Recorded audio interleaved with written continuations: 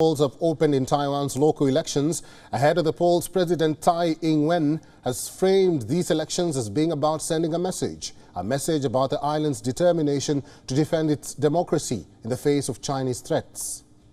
现在全世界在关注台湾，台湾位在自由民主的最前线，也处于全球半导体供应链最关键的地位。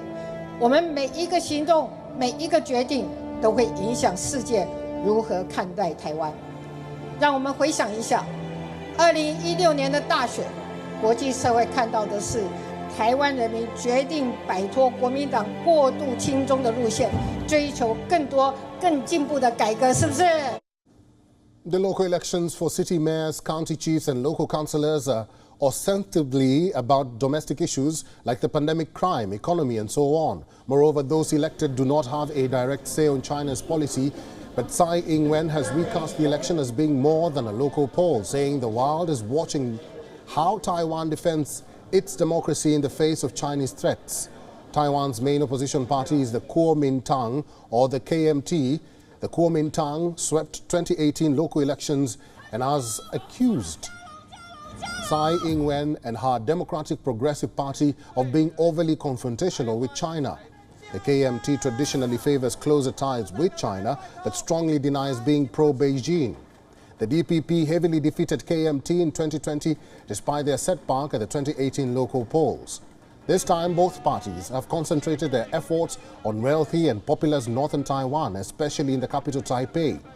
Taipei's current mayor is from the small Taiwan People's Party and cannot stand again after 2 terms in office.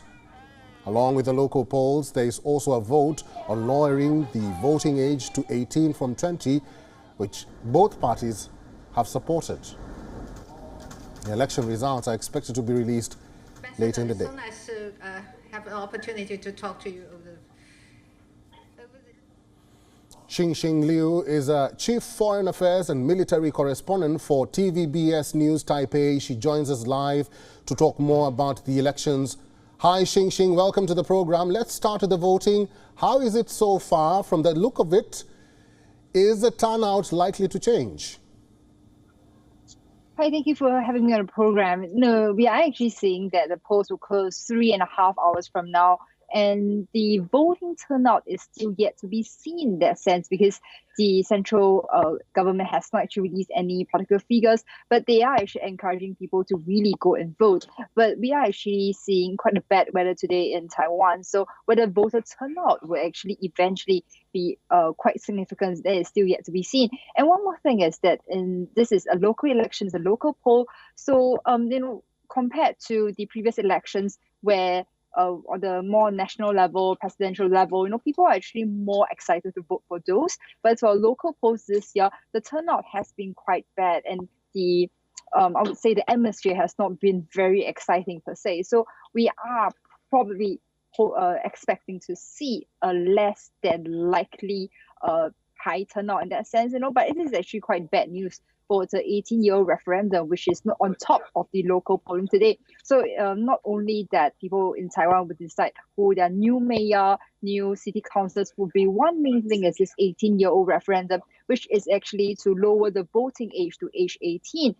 So basically the legal age in Taiwan, it is 18. You have to face criminal consequences at the age of 18, but according to the current rule right now, you can only vote at age 20. So to make things to be a bit more constant, and also basically we have this referendum today. But the benchmark is actually really, really, really high. You need 9.65 million votes to make sure that it will be a safe through, and this will actually eventually change the constitution. But this is actually quite tough, and that's why we are actually seeing all parties, not only the DPP or the KMT, but basically every political figure you can imagine are actually voicing out and hoping that people will vote and make this referendum happen. Xing, what's the real significance of these local polls for Taiwan as it becomes a bigger geopolitical flashpoint between China and the United States? No doubt there's a lot of foreign media attention. Just to give you some figures from what I've covered this morning, that at least more than 80 international media is actually right now in Taiwan watching closely this election. But it's quite interesting to see that, because this is actually a very localized poll, localized election, as to whether it has a profound effect on cross-strait relations that is yet to be seen. Because what we are voting today is actually the mayors and city councils, and technically they have no say and they have no rights to basically interfere or affect Taiwan's foreign and military policy. But no doubt this election, seen by some foreign media as a midterm report card for the current ruling President Tsai, as to whether the people are happy with her and the DPP's performance in the past 2 years. It is obviously, I would say, a benchmark or a weather bell that everyone is trying to see at this point right now. But as to whether it will have a profound effect on cross-strait relations, as we go back to the past few elections, local elections, it's not in that case to say. No doubt, there'll be actually, if this election do turn out in favor of the opposition, there may be actually more criticism against the ruling party DPP. But as to whether it will really profoundly change cross-strait relations, that is not a fact in that sense. Xing, I know you mentioned this, but more focus is on the young generation. What is driving them to participate in elections? As we know that young voters tend not to be very hopeful in actually participating in local elections. The reason is because that they actually feel very cold towards politics in that sense.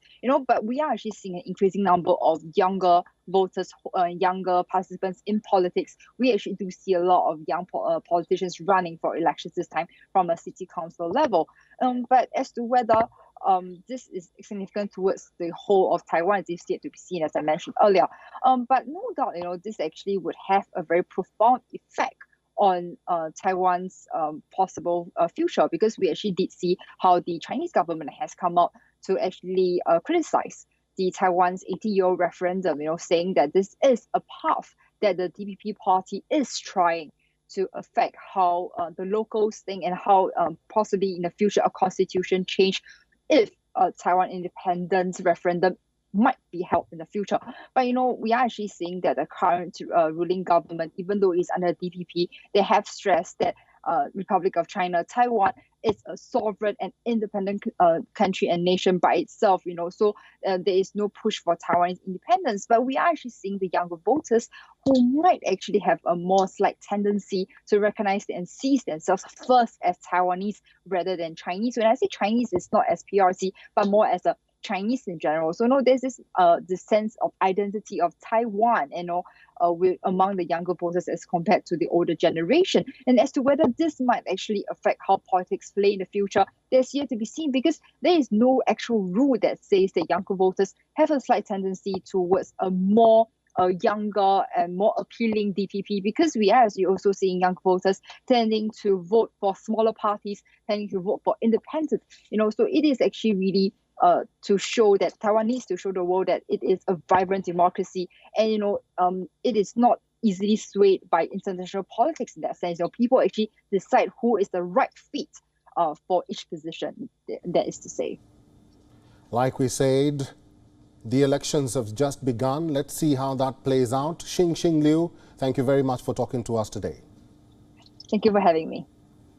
WION is now available in your country. Download the app now and get all the news on the move.